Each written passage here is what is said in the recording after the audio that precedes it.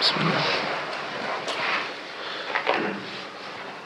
السلام عليكم ورحمة الله وبركاته. الحمد لله رب العالمين والصلاة والسلام على رسوله الأمين وعلى آله وأصحابه أجمعين.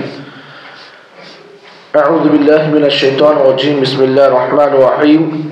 ليس بأمانيكم ولا أماني أهل الكتاب من يعمل سوءا يجزى به ولا يجد له من دون الله وليا ولا نصيرا. محترم بھائیوں اور بزرگوں، آپ حضرات کے درمیان میں سورۃ النساء کی آیت نمبر 122 کی تلاوت کی گئی۔ اللہ رب العالمین کا ارشاد باری تعالی ہے۔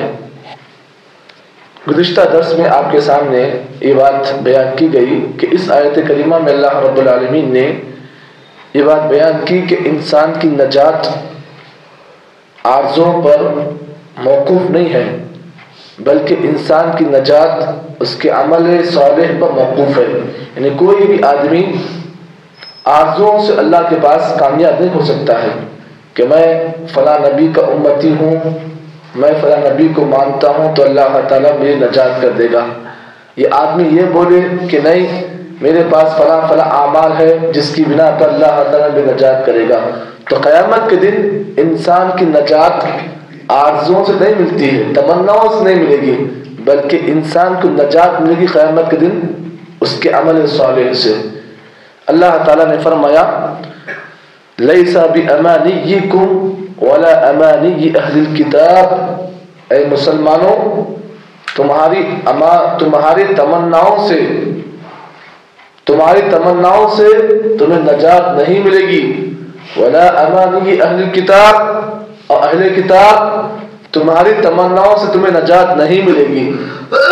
آگے اللہ نے کہا من یعمل سوءا یجزا بہ، جو کوئی آدمی برا عمل کرے گا یجزا بہ، اس کا بدلہ اسے دیا جائے گا، ولا یجد له من دون اللہ ولیا ولا نصیرا، اور وہ قیامت کے دن اس برے عمل کے سلسلے میں اللہ تعالیٰ کے علاوہ نہ کسی کو مددگار بنائے گا اور نہ کوئی اس کا مددگار ہوگا۔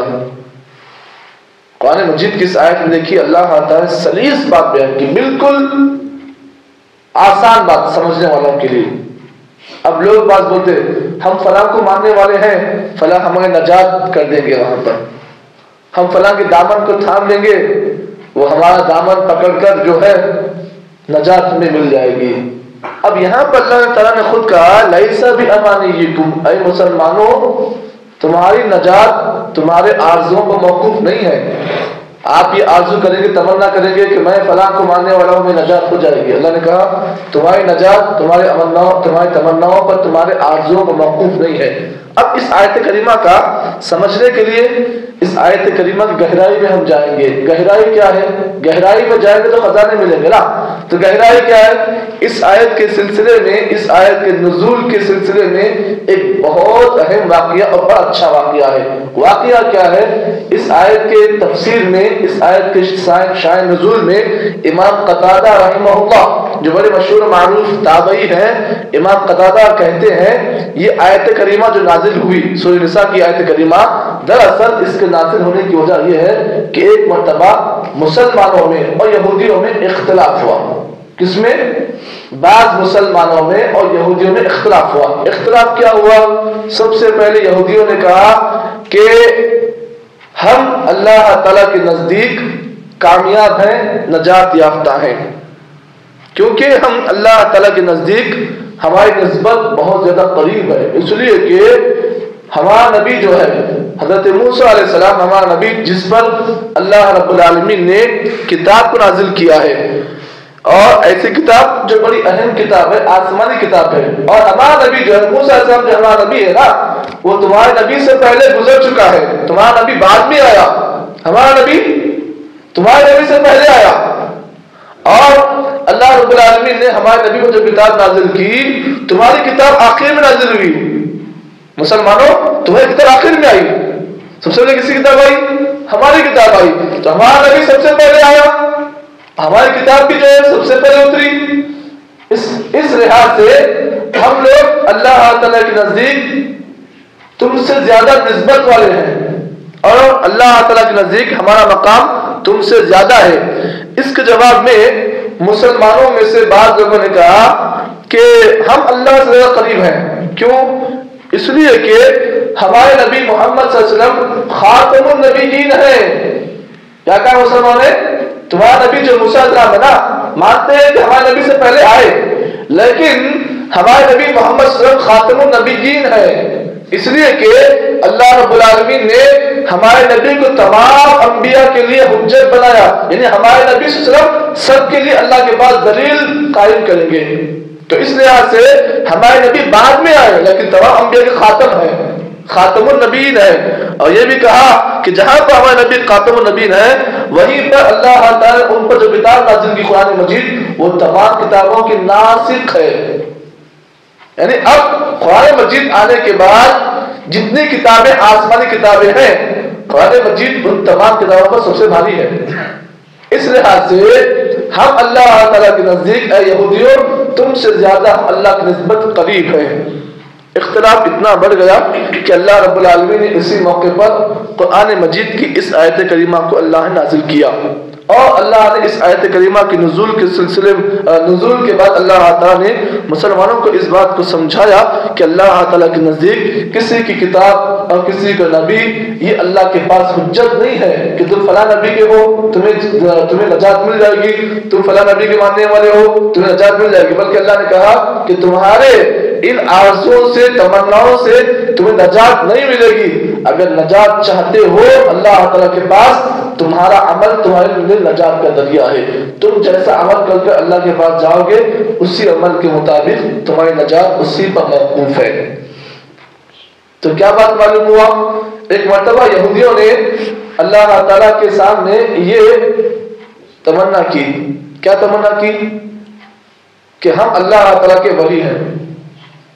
سجمہ پڑھتے ہیں نا آپ لوگ، پھر سجمہ میں ایک آیت کریمہ ہے، یہودیوں نے کہا قل یا ایھا الذین ھادوا ان زعمتم انکم اولیاء للہ فتمنوا الموت ان کنتم صادقین ولا یتمنونه ابدا بما قدمت ایدیہم واللہ علیم بالظالمین۔ یہودیوں نے کہا کہ ہم اس بات کی آرزو کرتے ہیں کہ ہم اللہ تعالیٰ کے ولی ہیں۔ اللہ نے اسی موقع پر قرآن مجید کے آیت کریمہ نازل کر کے اللہ نے کہا قل یا ایھا الذین ھادوا، اے نبی آپ ان یہودیوں سے کہو، ان یہودیوں سے آپ کہو، یہ لوگ ان کا گمان ہے کہ اللہ کے ولی ہے۔ اللہ نے کہا قل یا ایھا الذین ھادوا ان زعمتم انکم اولیاء للہ فتمنوا الموت، اگر تم واقعی میں اللہ کے ولی تم اپنے آپ کو مانتے ہو تو موت کی تمنا کرو، ان کنتم صادقین اگر تم سچے ہو۔ معلوم کیا ہوا؟ تمناؤں سے کچھ نہیں بنتا ہے، بنتا ہے تو انسان کے عمل سے بنتا ہے۔ آج میری تمنا ہے، کیا تمنا ہے میری؟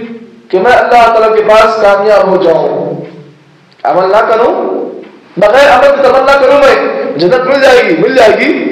نہیں، تمناؤں سے کچھ نہیں ملتا ہے بلکہ عمل سے ملتا ہے۔ اسی لیے شاعر نے کیا کہا؟ عمل سے زندگی بنتی ہے، جنت بھی جہنم بھی، یہ خاک کی اپنی فطرت میں نہ نوری ہے نہ ناری ہے۔ کیا مطلب اس کا؟ انسان خاک کا بنا ہوا ہے، مٹی سے بنا ہوا ہے، اس کی قسمت میں نوری بھی ہے اور ناری بھی ہے۔ نور سے مراد جنت اور ناری سے مراد جہنم ہے۔ تو معلوم کیا ہوا؟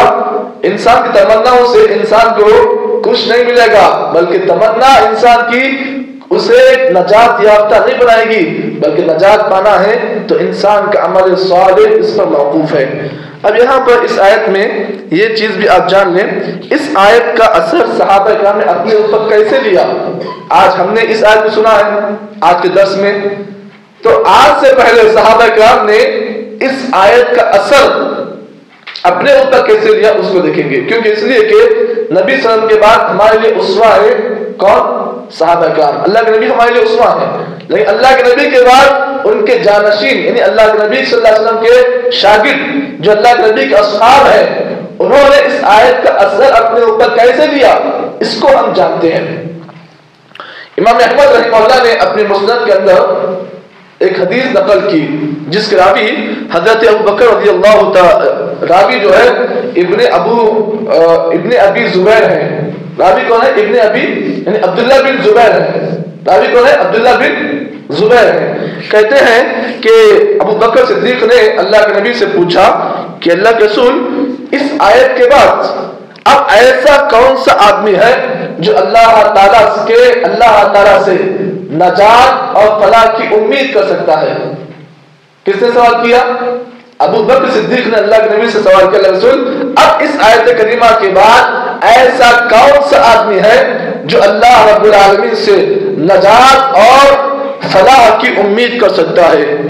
جبکہ اللہ تعالیٰ کے پاس ہر انسان کو اس کی ہر برائی کا جو ہے بدلہ مل کر رہے گا، کیونکہ اللہ نے کہا من یعمل سوءا یجزا بہ، کہ جو کوئی آدمی برا عمل کرے گا اس کا بدلہ اسے ملے گا.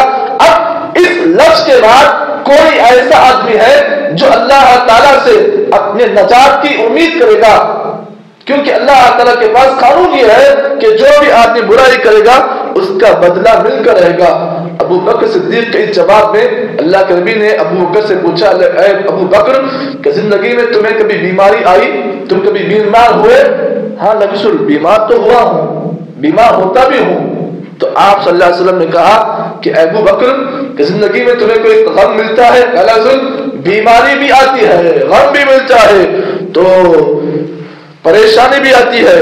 تو اللہ کے نبی کہا، اللہ کے نبی صلی اللہ علیہ وسلم سے ابو بکر نے کہا کہ میں بیمار بھی ہوتا ہوں، پریشان بھی ہوتا ہوں. تو نبی اکرم نے جواب میں کہا یہی تو بدلہ ہے نا، یہی تو بدلہ ہے نا. زندگی میں جب کبھی تم بیمار ہوتے ہو، تمہیں پریشانی آتی ہے، تمہیں کوئی تکلیف ہوتی ہے، یہی تو بدلہ ہے نا. زندگی میں انسان کو جو تکلیفیں آتی ہیں کیوں آتی ہیں؟ کیوں آتی ہیں؟ انسان کے برے اعمال کی وجہ سے انسان کو جو تکلیف آتی ہے، انسان پریشان ہوتا ہے، بیمار ہوتا ہے. کیوں؟ اس لیے کہ اللہ کے نبی کی وہ حدیث آپ جانتے ہیں، نبی اکرم صلی اللہ علیہ وسلم نے فرمایا ما یصیب المسلم من نصب ولا وصب ولا هم ولا حزن ولا اذى ولا شوكة التي يشاكها الا كفر الله بها خطايا.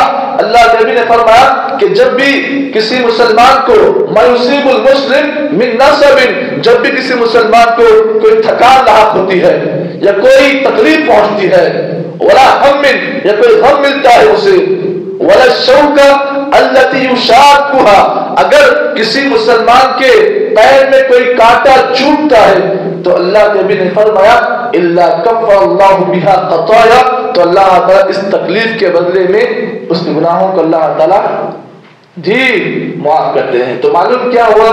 زندگی میں جب کوئی مشکلات آئیں، پریشانیاں آئیں، بیماریاں آ جائیں، تو یہ سمجھو کہ یہ تمہارے برے اعمال کا کیا ہے؟